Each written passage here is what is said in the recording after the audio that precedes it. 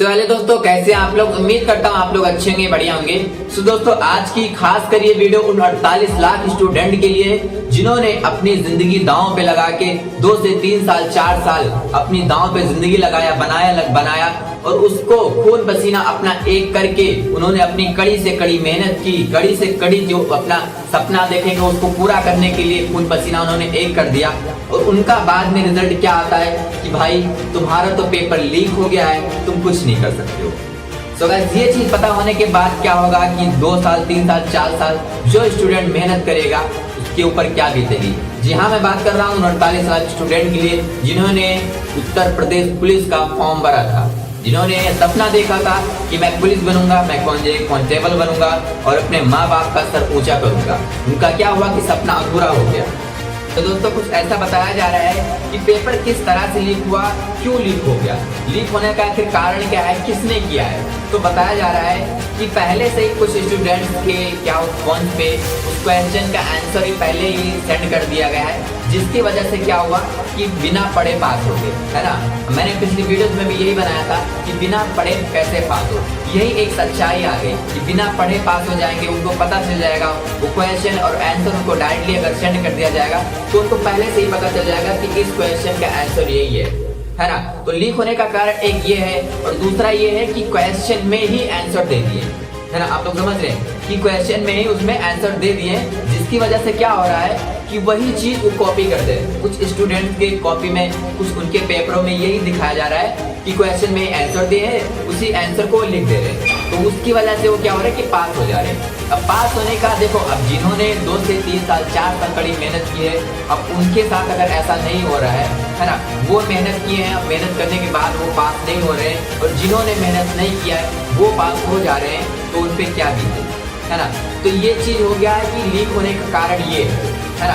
और एक कारण ये भी है कि किन किन लोगों ने लीक किया है। ऐसे 4 से 5 लोग ऐसे गिरफ्तार कर दिए गए हैं जिन्होंने लीक करवाया है, जिन्होंने ये चीज क्या हुआ कि सेंड किए हैं पेपरों में, है ना, वो पकड़ा। और मैं आप लोगों को बता दूं कि हमारे उत्तर प्रदेश के जो हमारे सीएम है योगी जी, उन्होंने ये खुद बोला है कि जब तक ये सीबीआई द्वारा 1 महीने के अंदर अंदर रिसर्च नहीं किया जाएगा, जब तक 1 महीने के अंदर जांच नहीं की जाएगी, तब तक इसे कंफर्म नहीं किया जा सकता है कि ये कॉपी लीक कर दिया गया है या फिर फोन पे कुछ मैसेज गए हैं जिसकी वजह से क्या हुआ कि क्वेश्चन में ये आंसर है उसी को ही क्या हुआ कि लिख दिए, जिसकी वजह से क्या लीक कर दिया गया।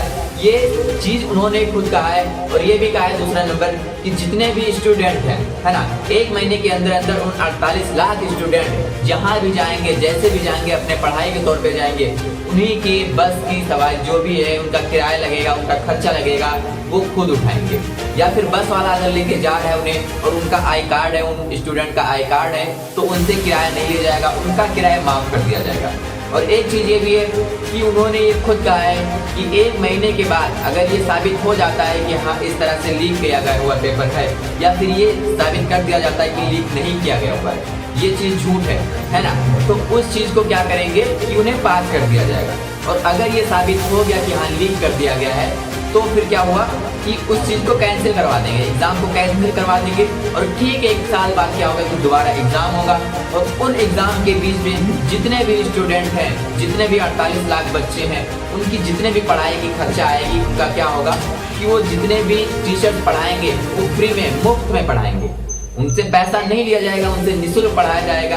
अगर कोई ऐसा लेता है तो उनके ऊपर कार्रवाई की जाएगी। अगर कोई भी स्टूडेंट से अगर पैसा लिया जाता है, उनकी फीस ली जाती है, तो उन पर कार्रवाई की जाएगी, है ना। तो एक ये भी खुशी की बात है कि चलो अगर नहीं हो गया, अगर लीक हो गया, लीक अगर हो भी गया है, गलती से भी अगर कुछ हो गया है, तो उसके लिए अगर बच्चे पढ़ाई कर रहे हैं, स्टूडेंट अगर 48 लाख बच्चे अगर पढ़ाई कर रहे हैं, तो क्या होगा कि उनकी फीस माफ होगी। तो ये चीज़ तो सबसे बड़ी अच्छी बात है।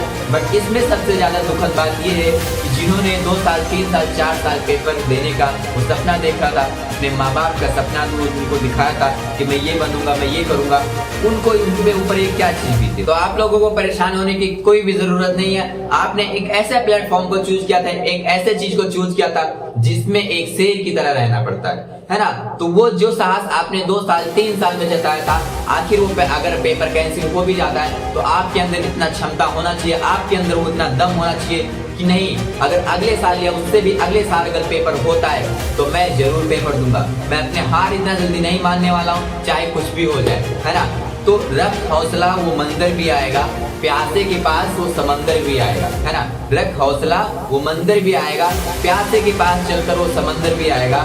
थक कर न बैठ ए मंजिल की मुसाफिर, थक कर न बैठ ए मंजिल की मुसाफिर, तुझे मंजिल भी मिलेगी, मंजिल मिलने का मजा भी आएगा। अगर आपने 2 से 3 साल अगर कड़ी से कड़ी मेहनत की है तो 1 साल, 1.5 साल, 2 साल और कर लेना, अच्छे से रिजल्ट आएगा। अच्छे से पढ़ाई अगर आपने किया होगा तो आप जरूर पास होंगे, आपका सपना जरूर होगा पूरा और अपने माँ बाप का सपना आप जरूर पूरा करेंगे, है ना। तो ये वीडियो ज्यादा से ज्यादा शेयर करो और अपने दोस्तों को शेयर करो। 48 लाख स्टूडेंट के लिए शेयर करो जिनको पता चल जाए कि हमारे लिए खुशखबरी बहुत जल्द आने वाली है और कुछ ऐसी खुशखबरी आएगी जिससे आप लोगों का दिल खुश हो जाएगा। तो चलिए फिर वीडियो को यहीं पे एंड करते हैं। तब तक के लिए क्या कीजिए कि वीडियो को लाइक कर दीजिए और चैनल को सब्सक्राइब कर दीजिए। तो जय हिंद, जय भारत।